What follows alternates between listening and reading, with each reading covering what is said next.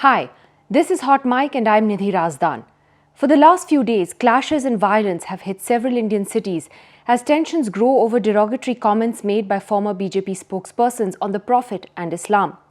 It was about 2 weeks ago that the BJP's national spokesperson Nupur Sharma first made controversial comments while on a TV debate.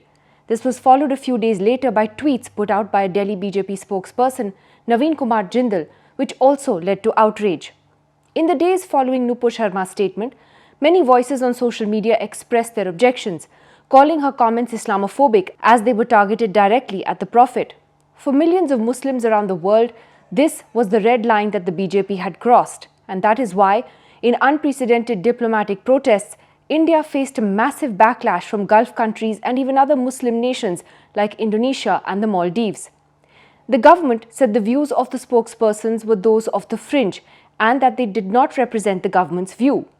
Of course, both the spokespersons ended up being suspended or sacked from the BJP. But if the BJP was hoping the controversy would now die down, they were completely off the mark. On the contrary, there was outrage at home about why the BJP had reacted to foreign governments and not to the outrage of its own people. As the days passed, that anger grew, as did demands to arrest Nupur Sharma for creating disharmony amongst religions. On social media, official BJP handles stayed silent. On TV, BJP spokespersons were instructed not to come on any debates on the topic and stick to issues about development and poverty alleviation. Even RSS media panelists were barred from any television appearance on the issue.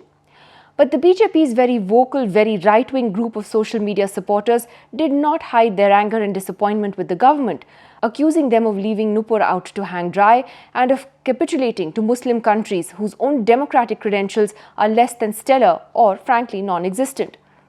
On Friday, several cities saw protests erupt against Nupur Sharma and Naveen Kumar Jindal's comments, including at Delhi's Jama Masjid, in Howrah in Bengal, Ranchi, where 2 people died in clashes, and in UP, in Prayagraj, in Saharanpur and Kanpur. There were also peaceful shutdowns in Srinagar in the Kashmir Valley.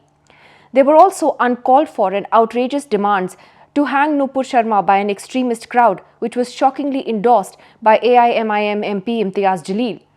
His boss, Asaduddin Owaisi, later clarified that his party did not endorse these views and wanted Nupur Sharma to be dealt with within the law of the land. But the protests in Uttar Pradesh have drawn the ire of the state government, which has put bulldozers into action straight away.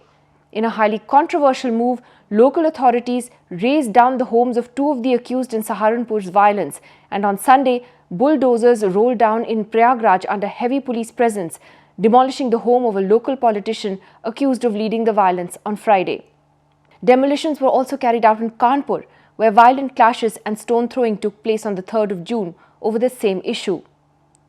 The Uttar Pradesh police have arrested more than 300 people from various districts in the state in connection with Friday's protests and violence, with Chief Minister Yogi Adityanath warning of the strictest action against those attempting to vitiate the atmosphere, as he put it. This bulldozer strategy has been strongly criticized by legal experts who say it makes a mockery of the justice system and of due process. What is the point of courts if governments pronounce guilt and innocence? And importantly, there is actually no law that allows authorities to bulldoze the homes of even those found guilty of a crime. India's communal fault lines are clearly simmering, and it may take more than a BJP suspension of 2 spokespersons to douse it.